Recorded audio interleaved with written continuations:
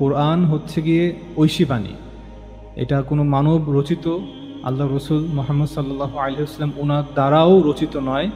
এটা হচ্ছে যিনি সমস্ত গোটা মহাবিশ্বে যিনি স্রষ্টা এবং যিনি আমাদের সৃষ্টি করছেন এবং যিনি আমাদের সাথে সম্পর্ক স্থাপন করছেন, তার সৃষ্টির সাথে, স্রষ্টা তার সৃষ্টির সাথে সম্পর্ক স্থাপন করছেন এবং এই সম্পর্ক স্থাপন করার যে মাধ্যম উনি ব্যবহার করছেন সেটা হচ্ছে গিয়ে তিনি মানুষের মধ্য থেকেই বিভিন্ন সময়ে মানুষদেরকে বাছাই করছেন, তাদেরকে নবুয়ত দান করছেন, যাদেরকে আমরা নবী বলি, আম্বিয়া, এবং তাদের মধ্য থেকে আবার কোনো কোনো নবীকে রাসূলের মর্যাদায় নিয়ে আসছেন এবং তাদের কাছে এবং তাদেরকে অ্যাজ এ বিচারক হিসেবে বিচার দিবসে যে বিচার হবে সেই বিচারের একটা নমুনা প্রতিষ্ঠিত করার উদ্দেশ্যে, সেই বিচারকে দুনিয়াতে স্থাপন করার উদ্দেশ্যে তিনি কিছু কিছু নবীকে রাসূল বানিয়ে দুনিয়াতে পাঠাইছেন এবং তিনি এই রাসূলদের মাধ্যমে, নবীদের মাধ্যমে আমরা যারা সাধারণ মানুষ আছি তাদের সাথে তিনি তার ঐশী বাণীর মাধ্যমে সম্পর্ক স্থাপন করছেন। এই কোরআন হচ্ছে সেই ঐশী বাণীর ধারাবাহিকতার শেষ ঐশী বাণী, যেটা আল্লাহ তাআলা তার শেষ নবী এবং শেষ রাসূল মা কানা মুহাম্মাদুন আবা আহাদিম মির রিজাল ওয়ালাকির রাসূল ওয়া খাতামান নবী ওয়া কানা আল্লাহু বিকুল্লি শাইইন আলিমা। তিনি হচ্ছেন শেষ নবী, শেষ রাসূল, তাকে আল্লাহ বাছাই করছেন এবং তাকেও তার অন্য ভাইদের মতো, তার ভাই মুসা আলাইহিস সালাম, তার ভাই ঈসা আলাইহিস সালাম, তার পিতা ইব্রাহিম আলাইহিস সালাম, দাউদ আলাইহিস সালাম এবং অসংখ্য নবীদের কাছে আল্লাহ তাআলা যে ওহী পাঠাইছেন সেটাই ধারাবাহিকতা একটা শেষ ওহী আল্লাহর পক্ষ থেকে, স্রষ্টার পক্ষ থেকে সে ঐশী বাণী, এটা হচ্ছে কোরআন। এটা কোনো মানব রচিত না, এটা হচ্ছে আমাদের বিশ্বাস। তো এই কোরআনটা কি সেই স্রষ্টার ঐশী বাণীর মধ্যেকারই একটা ঐশী বাণী, নাকি এটা কোনো মানব সৃষ্ট, নাকি এটা আল্লাহ রসুলের সৃষ্ট? এইটাই হচ্ছে আমাদের প্রমাণের উদ্দেশ্য, যে আমরা নবীদেরকে বিশ্বাস করি। আল্লাহ তাআলা সূরা বাকারাতে বলছেন যে ঈমান বিল গায়ব, যারা মুমিন তারা গায়েবকে বিশ্বাস করে। গায়েব মানে অদেখা বিশ্বাস করা, কিন্তু এর অর্থ এই না, না বুঝে না শুনে ভেড়ার পালের মতো শুধু ভেড়ার পালে যে সামনে থাকে তাকে অনুসরণ করা না। আল্লাহ তাআলা আমাদেরকে ইনসান বানাইছেন, লাকাদ খালাকনাল ইনসান ফি আহসানি তাকওয়িম। আল্লাহ মানুষকে মানুষ বানাইছেন, মানুষ হয়েছেই তার আকলের কারণে, তার জ্ঞানের কারণে, তার বুদ্ধিমত্তার কারণে। সে প্রশ্ন করতে পারে, সে চ্যালেঞ্জ করতে পারে, সে জানতে চায়, সে তার অস্তিত্বের ব্যাখ্যা চায়। তো এই মানুষদের কাছে আল্লাহ তাআলা তার কোরআনকে পাঠাইছেন এবং আমরা এই কোরআনকে গ্রহণ করি, তার নবীকে গ্রহণ করি বুঝে শুনে। ঈমান বিল গায়েব, আমরা আখিরাত দেখি নাই, আল্লাহ তাআলার কিয়ামত দিবস দেখি নাই, আমরা বিশ্বাস করি যে কিয়ামত দিবস আছে, আখিরাত আছে, মৃত্যুর মাধ্যমে এই শেষ না, মৃত্যুর পরে এক জগৎ আছে, এই বস্তু জগতের পরও আরেক জগৎ আছে, সেই জগতে আমরা ওয়া ইলাইহি তুরজাউন ওয়া ইলাইহিল মাসির, আমরা সেই স্রষ্টার কাছে যাব, ফিরে যাব এবং তার সামনে আমরা জবাবদিহি হব। তো এটা হচ্ছে আমাদের বিশ্বাস, এটা কোরআনের বাণী। আমি আমার বাবাকে বিশ্বাস করি কারণ এর পিছে কোনো কারণ আছে। আমি যে সকল মানুষকে বিশ্বাস করি তার পিছেও কোনো কারণ আছে, যেটাকে বলে টেস্টিমনি। অর্থাৎ আমি যদি মানুষকে বিশ্বাস না করি তাহলে আমি এক মুহূর্ত চলতে পারবো না। তো আমরা একইভাবে আল্লাহ তাআলা আমাদেরকে তিনি যে দিনের দিকে আহ্বান দিয়েছেন, আহ্বান করছেন মানুষকে, এই আহ্বানটা এমন না যে তোমাদের বুঝে আসুক আর না আসুক মানতে হবে লাইক ডিক্টেটর, না। আল্লাহ তাআলা আমাদেরকে ইনসান বানাইছেন, আমাদেরকে আকল দিছেন, আমাদেরকে দেখার শক্তি, শোনার শক্তি, বোঝার শক্তি, অনুভব করার শক্তি, এবং সর্বোপরি সমস্ত শক্তির থেকে সব থেকে বড় যে শক্তি আল্লাহ আমাদেরকে দিয়েছেন সেটা হচ্ছে আমাদের আকল।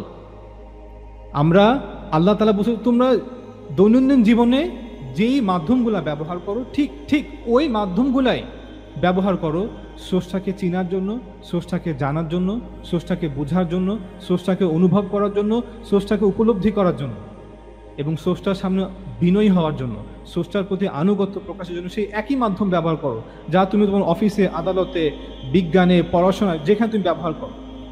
আমরা মানুষরা আমাদেরকে আল্লাহ যা দিয়েছেন সেটা হচ্ছে গিয়ে আমরা দেখার শক্তি, আমাদের পঞ্চ ইন্দ্রিয়, 5 সেন্স, আমরা দেখতে পারি, আমরা শুনতে পারি, আমরা উপলব্ধি করতে পারি, আমরা ঘ্রাণ নিতে পারি, আমরা টেস্ট নিতে পারি। এটা হচ্ছে আমাদের পঞ্চ ইন্দ্রিয়। আল্লাহ বুঝতে তোমরা ঠিক এই যেটা আমরা অবজার্ভ করি, অর্থাৎ আমাদের অবজারভেশন, আমরা আমাদের চারপাশকে আমরা এই পঞ্চ ইন্দ্রিয়ের মাধ্যমে, আমি ব্যক্তি হিসেবে আমি আমার সত্তাকে, আমার মানব সত্তাকে আমি এই পঞ্চ ইন্দ্রিয়ের মাধ্যমে আমার চারপাশের সাথে আমি কানেক্টেড হই। আমার চারপাশে যে রং আছে, যে আলো আছে, যে অন্ধকার আছে, যে জীবন্ত মানুষ, প্রাণ, সবুজ মাঠ, নীল আকাশ, রাতের তারা, সূর্য, চন্দ্র, এই যা কিছু আছে, মায়া, মমতা, ভালোবাসা, অনুভব, হিংসা, বিদ্বেষ, এই সব যা কিছু আছে, আমি এগুলোর সাথে সম্পর্কিত হই, কানেক্টেড হই। আমি এই পঞ্চ ইন্দ্রিয়ের মাধ্যমে, আমি আমার সাথে, আমি ছাড়া যা কিছু আছে তার সাথে কানেক্টেড হই এই পঞ্চ ইন্দ্রিয়ের মাধ্যমে। আল্লাহ বলছে তুমি এই পঞ্চ ইন্দ্রিয় ব্যবহার করো।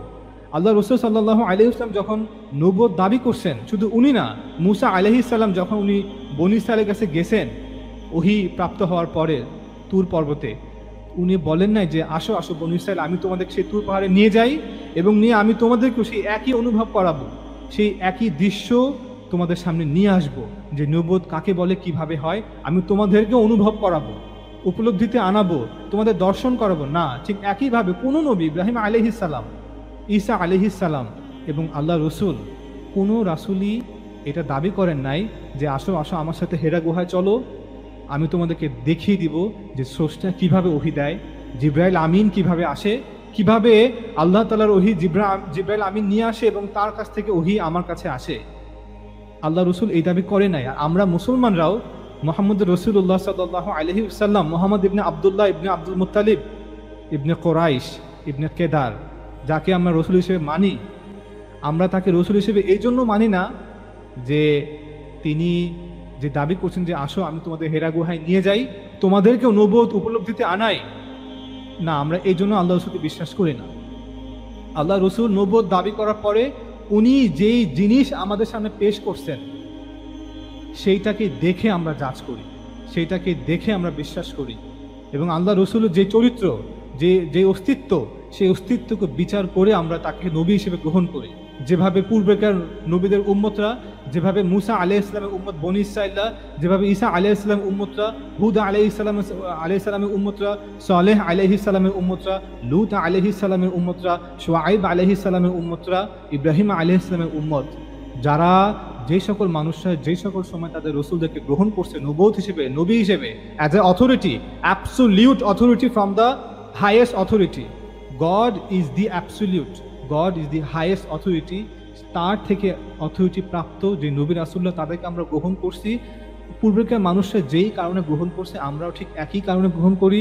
সাহাবা একরাম, মক্কার মদিনার মানুষরা, আরবের মানুষরা যেই কারণে গ্রহণ করছে আমরাও এখনো এই 1400 বছর পরও এই বাংলাদেশের মানুষরা, এই বাঙালিরাও একই কারণে গ্রহণ করি। আমরা কেউই বলি নাই যে আল্লাহ রসুল যেইভাবে নবুয়তকে উপলব্ধি করছে আমরা উপলব্ধি করতে পারি বিধায় আমরা নবীকে নবী হিসেবে গ্রহণ করি না। তো এইটা হচ্ছে মূল কথা, যে আমরা কেন কোরআনকে ঐশী বাণী হিসেবে গ্রহণ করি। এই কারণে করি, আমরা আমাদের পঞ্চ ইন্দ্রিয়কে ব্যবহার করে যেভাবে সমস্ত কিছু গ্রহণ করি, ঠিক একইভাবে আমরা সেই একই পঞ্চ ইন্দ্রিয় ব্যবহার করেই মুহাম্মদ রাসূলুল্লাহ সাল্লাল্লাহু আলাইহি ওয়াসাল্লামকে এবং তার কাছে আসা ঐশী বাণীকে ঐশী বাণী হিসেবে গ্রহণ করি।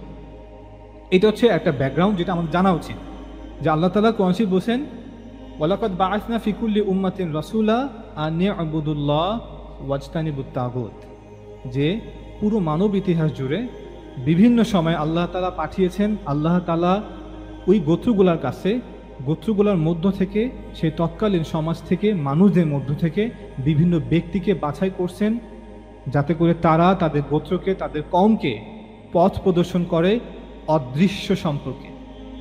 এটা পূর্বেকার নবীরা করছে, আল্লাহ রসুলও করছে। তারা শুধু স্রষ্টার বিষয়ই অসীম বার্তা পৌঁছায়নি, বরং সেই অসীম স্রষ্টার সাথে আমাদের সম্পর্ক কেমন হবে, সেই অসীম স্রষ্টা প্রদত্ত আমাদের জীবনের উদ্দেশ্য কি হবে, এবং সেই অসীম স্রষ্টা প্রদত্ত বিভিন্ন অবস্থাতে আমাদের করণীয় কি হবে, তার প্রতি কৃতজ্ঞতা কিভাবে প্রকাশ করতে হবে, সেই সকল বিষয়ে তাদেরকে অবহিত করেছেন ওই নবী আর রাসূলরা। এবং অবশ্যই দরজার ওপারে, অর্থাৎ মৃত্যুর পরে কি আছে, অর্থাৎ মৃত্যুর পরে জগৎ কেমন, সে সম্পর্কেও আমাদেরকে অবহিত করেছেন। এটাই আমরা মুসলিমরা বিশ্বাস করি। শুধু আমরা না, আদম আলাইহিস সালামের প্রত্যেক বানি আদম হচ্ছে গিয়ে মুসলমান, যারা আল্লাহ তাআলার মহান স্রষ্টা, যে একমাত্র স্রষ্টা, তার প্রতি আনুগত্য প্রকাশ করছে। সেই মহান ঈশ্বর, তার সম্পর্কে জ্ঞান আমরা মানুষদের কাছে প্রকাশ করছেন এই নবী রাসূলদের মাধ্যমে। আর তার বাছাই করা বার্তাবাহক যারা ছিল তারাই তার বার্তাকে আমাদের পর্যন্ত পৌঁছাইছেন। আল্লাহ তাআলা বলেছেন কানান নাসু উম্মাতান ওয়াহিদা ফাবাআসাল্লাহু আন-নাবিয়্যিন ওয়া মুবাশশিরিন ওয়া মুনযিরিন। মানব জাতি একসময় একটি সম্প্রদায় ছিল, যখন তাদের মধ্যে মতপার্থক্য তৈরি হয় তারপর আল্লাহ তার বার্তাবাহকদেরকে পাঠান। অর্থাৎ প্রথমে মানব জাতির মধ্যে স্রষ্টা, ধর্ম এবং অদৃশ্য সম্পর্কে কোনো মতপার্থক্য ছিল না। অতঃপর যখন মানব সভ্যতা একটি স্থান থেকে ধীরে ধীরে প্রসারিত হয়, মানব সমাজ বিস্তৃত হতে থাকে, এক এলাকা থেকে আরেক এলাকায় ছড়ায়, মানুষ বৃদ্ধির কারণে যখন বিভিন্ন জাতি গোষ্ঠী অস্তিত্বে আসে, তখন সময়ের সাথে সাথে সময়ের প্রয়োজনে সেই মৌলিক বিষয়গুলো অর্থাৎ আখেরাত, সেই মৌলিক বিষয়গুলো এবং তার ব্যাখ্যাও পরবর্তীতে নাজিল হওয়া শুরু হয় সেই নবী রাসূলদের মাধ্যমে। অতঃপর আল্লাহ তাআলা বিভিন্ন সময় বিভিন্ন গোত্রের কাছে তার বার্তাবাহকদের প্রেরণ করেন, যারা তাদের মূলের উপর ফিরে আসতে আহ্বান জানায়। যখন কোনো কওম তার মূল থেকে সরে যেত, তখন সেই নবী রাসূলুল্লাহ সেই মানুষদেরকে, তার গোত্রের লোকদেরকে, তার ভাইদেরকে, তার আত্মীয় স্বজনকে, তার প্রতিবেশীকে, তার এলাকার লোকদেরকে, তার দেশের লোকদেরকে, তার কওমকে আহ্বান জানাতেন যে তোমরা মূলের উপরে ফিরে আসো।